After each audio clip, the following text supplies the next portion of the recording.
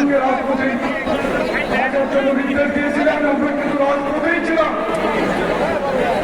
এমন আন্দোলনের একটি পর্যায়ে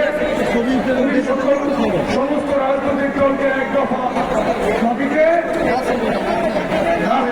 আহ্বান জানিয়েছিলেন। সুতরাং এই আন্দোলনে বিএনপির কি ভূমিকা ছিল? বিনির্মাণের আপনারা সকলেই বাংলাদেশের মানুষকে আমরা এর বিষয়ে আর আমি দিতে চাই না। শুধু আরেকটি কথা বলতে চাই, আমাদের এই অবদানকে কোনো অবকাশ নাই।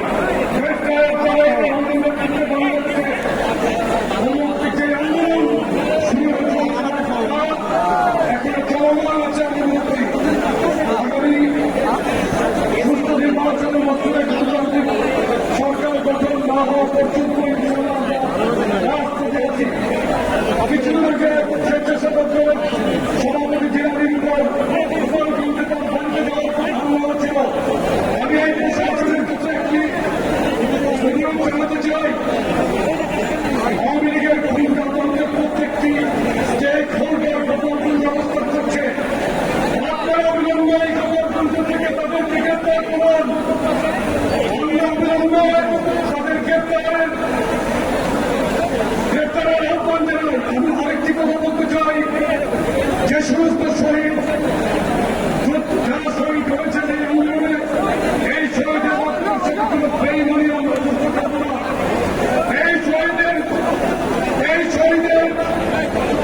এই হত্যাকাণ্ডের সাথে জড়িত প্রত্যেকটি সরকারি কর্মকর্তা থেকে শুরু করে যে সমস্ত কুখ্যাত ব্যবসায়ীরা শেখ হাসিনার এই কুখ্যাত রেজিমকে দীর্ঘায়িত করার জন্য যারা ভূমিকা রেখেছেন, প্রত্যেককেই আইনের আওতায় আনার জন্য দাবি জানাচ্ছি। এবং সাংবাদিক সহ নির্যাতিত, বিশেষ করে সাধারণ হত্যাকাণ্ডের সাথে যারা জড়িত, তাদেরকেও অবিলম্বে গ্রেপ্তারের আহ্বান জানাচ্ছি। গণতান্ত্রিক বাংলাদেশ বিনির্মাণের আমরা দেশ নায়ক তারেক রহমানের নেতৃত্বে বাংলাদেশের রাজপথে আছি, থাকবো ইনশাআল্লাহ। সকলকে ধন্যবাদ জানিয়ে আমি আমার বক্তব্য শেষ করছি।